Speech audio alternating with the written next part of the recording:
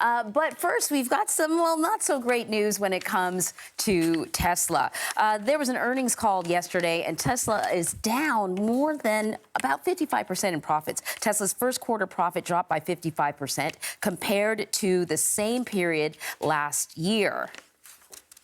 And company data also shows revenue between January and March came in at $21.3 billion. That's a 9% lower than the same period last year.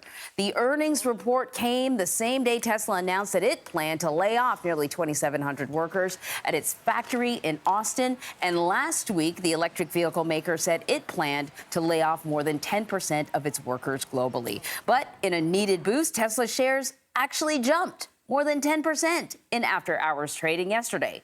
Traders reacted well to the company, saying that it plans to launch new, more affordable vehicles next year. So joining us now to break down what this all means is Andrew Hawkins. He's the transportation editor at The Verge. Andrew, good morning. Good to see you. So everyone already knows, if you don't, I have a Tesla, so I have like a vested interest in these kind of conversations. And sometimes I have to admit I like the car, so I got to curb my bias. But like, what about this slump? What do you think is the cause? Is it about like internal factors, internal decision making within the company, or external factors, the EV market overall?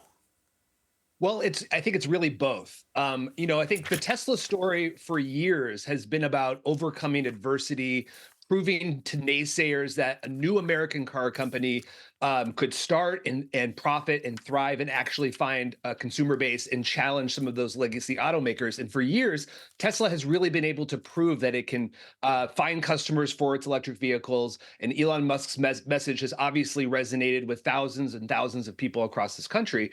But now we're starting to see the company really start to come back down to earth. And this is a reflection not only of these sort of macro issues of demand for electric vehicles, kind of slowing down. Sales growth is not quite what it once was about a year ago, but also I think it's also some of the internal problems that the company's been confronting. Its model lineup is extremely old. It has one of the oldest model lineups in the entire industry, and obviously there's a lot of controversy surrounding Elon Musk, which doesn't do well for the brand itself. Yeah, you got to wonder, because like part of the business model was, listen, we'll keep the cars exactly the same, looking exactly the same. We'll just change the software, so you're always getting a new car, just not the body. But I don't know, maybe people want a new shiny car. How are EV sales trending in the U.S. and globally right now?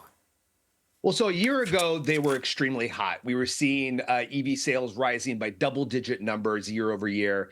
And that was very encouraging to companies like Tesla, whose entire lineup is made up of electric vehicles. They have nothing else to fall back on, no gas models, no hybrids. And now we're starting to see some of that sales growth cool. That's because a lot of the early adopters have bought their electric vehicles, like you yourself. And now we're starting to see, because of the fact that there are fewer affordable models that are available for more mass market consumers, things are starting to cool off a little bit. People are still very concerned about charging infrastructure, about the amount of time it takes to charge cars. They see stories like Tesla's getting frozen in Chicago during the winter time, and it discourages them, and they don't feel that maybe they're ready to quite make the switch. And that's why you're seeing hybrid vehicle sales rise much faster than pure electric vehicle sales at the moment. And Tesla doesn't sell hybrids, so they really have nothing else to fall back on at the moment. Yeah, that makes an awful lot of sense. The infrastructure is still far from where it is. When you have, a corner gas station that makes it a lot more convenient, and it takes 15 minutes to fill up your car. I know we're going to talk again, because this is a really interesting area of development. Andrew, thank you very much.